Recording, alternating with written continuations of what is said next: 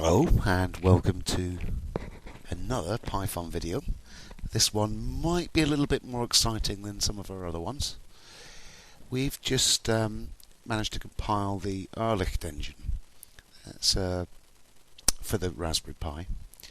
It's an open source 3D engine project, and they've just got a very early pre-beta, I would guess, release of the engine that runs using OpenGL ES2, which is the same graphic system that the Raspberry Pi uses.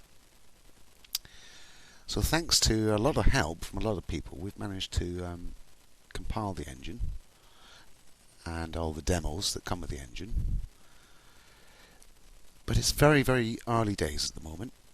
As you'll see in a minute, it draws directly to the frame buffer. So it's going to draw over everything. It's going to draw over our desktop.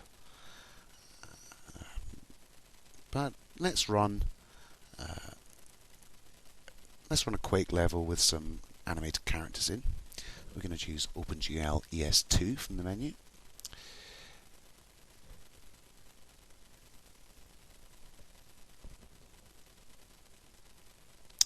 It's all running on the back of the X11 windowing system, so it's all a bit confusing at the moment. Hopefully you can see in the corner there's a 3D engine going on. It's doing a fair clip as well. It's doing 30 odd frames a second. This is unoptimized early stuff, but just to show you what the Pi can do. This 3D engine is running, and so is our Windows system. So is everything else. So I've just switched to a new terminal. And you can still see that the engine's running. I'm going to log in.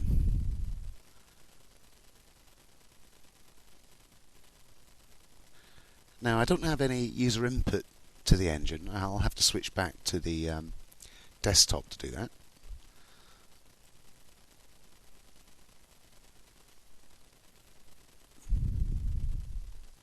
So let's do that. There you go, still active, but it's a bit small. This is the standard size that the example comes in. It's 640 by 480. To show you the power of the Pi, you know what? I'm going to recompile it. So the engine's still running.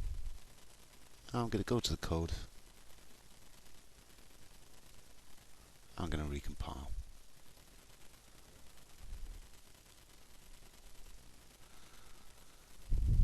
There we go, there's the code. I'm going to change the resolution because it's a little bit annoying stuck there right in the corner. So I'm going to change the res to a high definition. Let's do stupid res, 1360 by 768.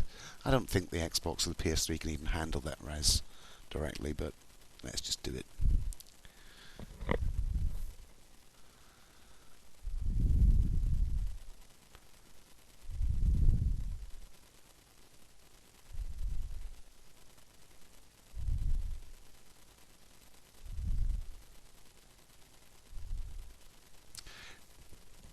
Now you may have seen the other demos, QT4, fantastic, but in this demo we've got the 3D engine and our entire desktop and operating system running at the same time. So I've started that building. Back to the desktop, everything's still functional.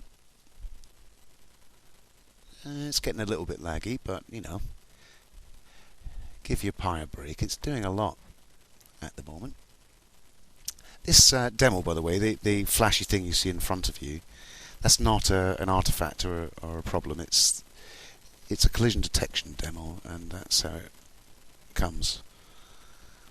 I'm going to log in again. I'm going to log in a third time, purely to find out how much processing power everything's taking. So I've got 3 logins, actually 4 logins now. There's my desktop login, still running.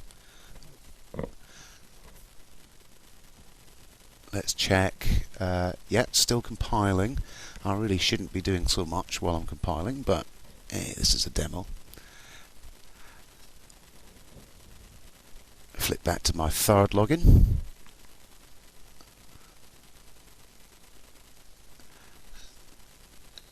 There we go.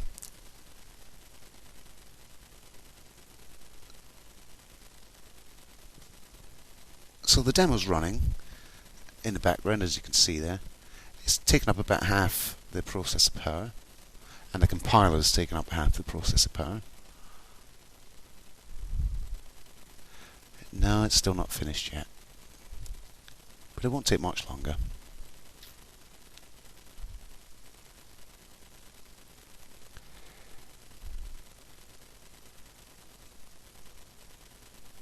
That's finished. Let's run it again. Now we've recompiled it, remember, to be ultra high res.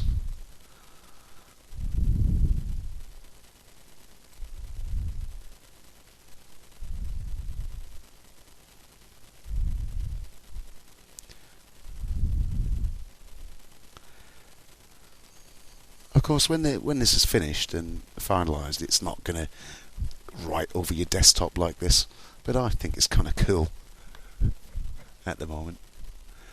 So I've flipped into my other login now. You see everything's still running.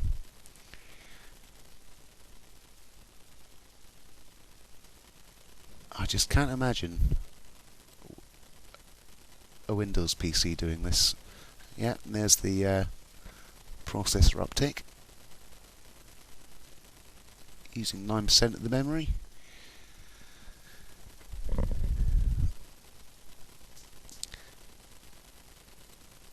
That demo's fairly unoptimized. I mean, well, the whole thing at the moment's early days.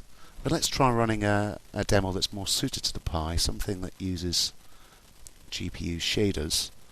The Pi's graphics processor is relatively modern, really, well, in comparison. And it really likes programming done a certain way. So let's run a program that suits the Pi.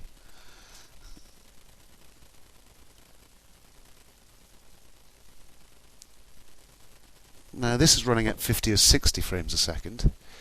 This is a pixel shader based program. That's how walls used to look. And then let's turn on bump mapping to make them bumpy. Bumpy walls. Bumpy.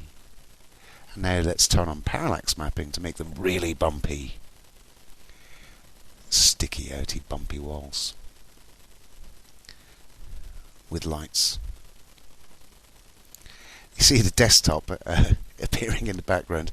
I really like that, but you probably wouldn't want that in your finished game.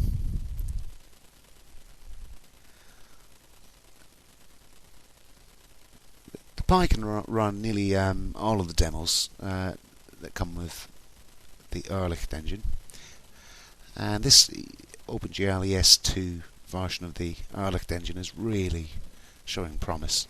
I mean, I think this is just amazing, considering when it's optimized and running properly, and we don't have all the baggage of the desktop in the background like we have now.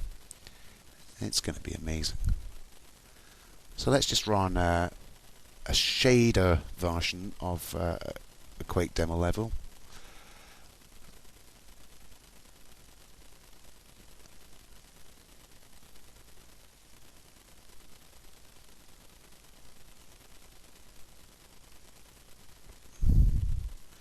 A little bit laggy, this one at the moment. I can't complain about it being laggy. This is very early days.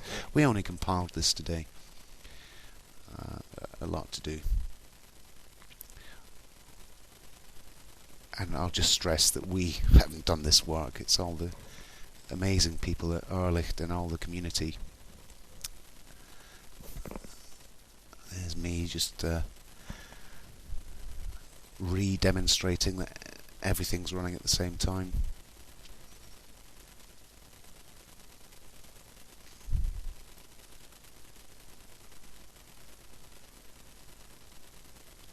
And this is the version of the Quake level with shaders, so we've got some special effects going. There you go. Special effect. Yes, don't go through the lava.